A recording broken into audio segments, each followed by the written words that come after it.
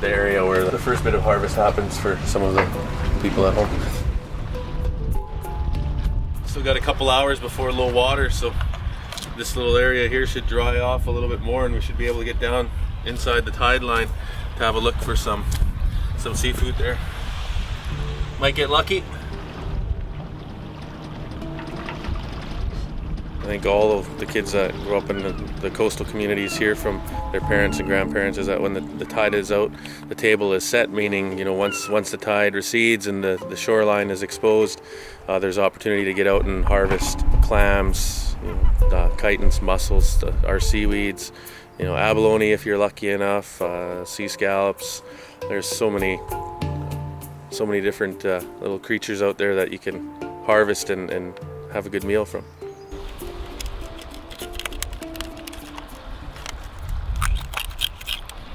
My oldest great uncle, he owned a little mosquito vessel, so as young as I can remember, like, to be old enough to hold a knife, and whenever he went out anywhere, he took me along with him and showed me the areas and where I needed to go to harvest and what times, and that's where it started.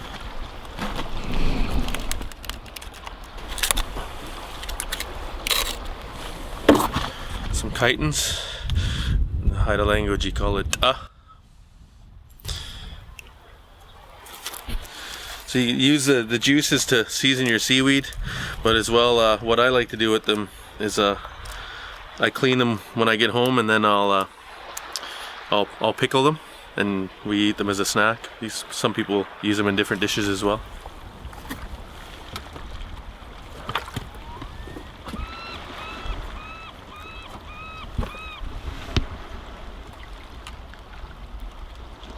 The harvesting is what I base my timing around a lot of the year. So a lot of it works around the seasons of the year, the different moons, the different tides. That all affects what we're harvesting and the time of year we're harvesting it. The newer moons and the full moons are the bigger tides, so those are the times to get out onto the beaches and try to harvest what you can. So I just found this purple urchin in this tide pool here. I just caught him eating the same thing I just been harvesting this morning. So, some chitons.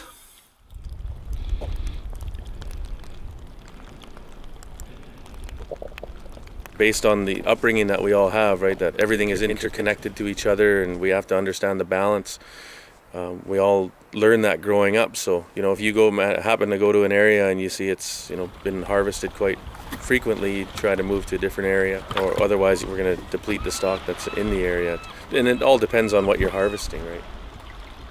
For me, it's a lot easier to get a little further away from town. The stuff that's closer to town is more accessible, so a lot more people get out to harvest.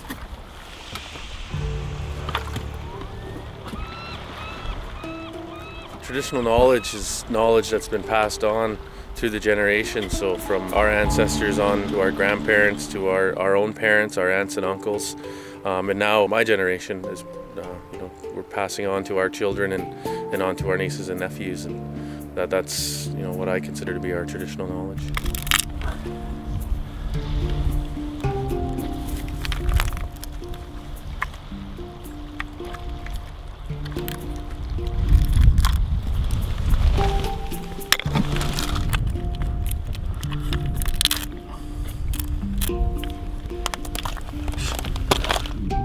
I truly take pride in preserving our foods and sharing it with my friends and neighbors and, you know, other family members. And I try to pass that on to my kids and let them know as young people that's kind of the role is to get out and to harvest and share it with the elders and make sure that, you know, people in your family have an opportunity to have a taste of what we have around us.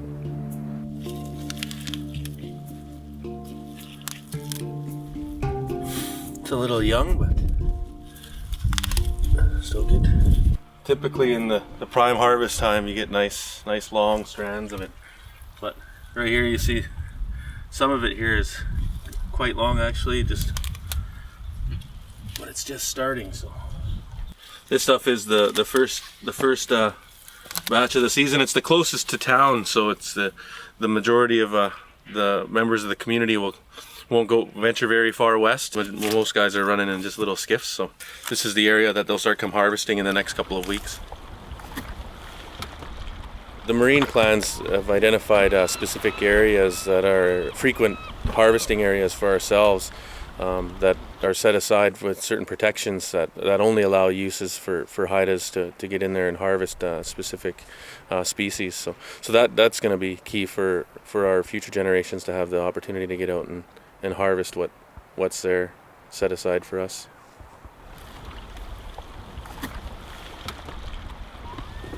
Right in behind the village there, that's where the kids will be going tomorrow to harvest.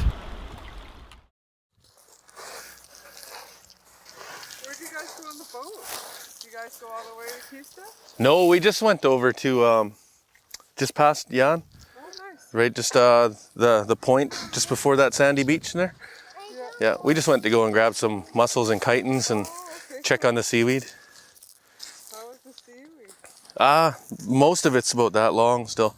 I managed to get about a bundle about that big of some nice long stuff. But Oh yeah. yeah, probably next weekend I think it should be ready over there.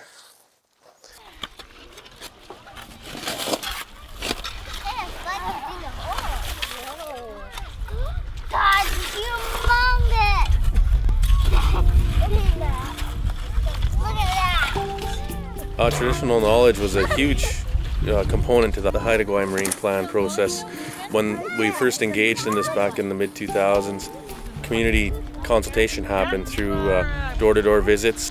Individuals were identified that were frequent harvesters of all species, and we did a lot of one-on-one interviews with a lot of the older Haidas, middle-aged Haidas and young Haidas that were experienced in harvesting, that identified the key areas for ourselves to set aside for our own uses. I got it!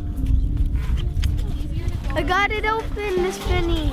Look. Well done. So that played a big role, and then once the community consultation process ended, we developed a work group that provided input into the technical planning piece to help us develop a solid plan.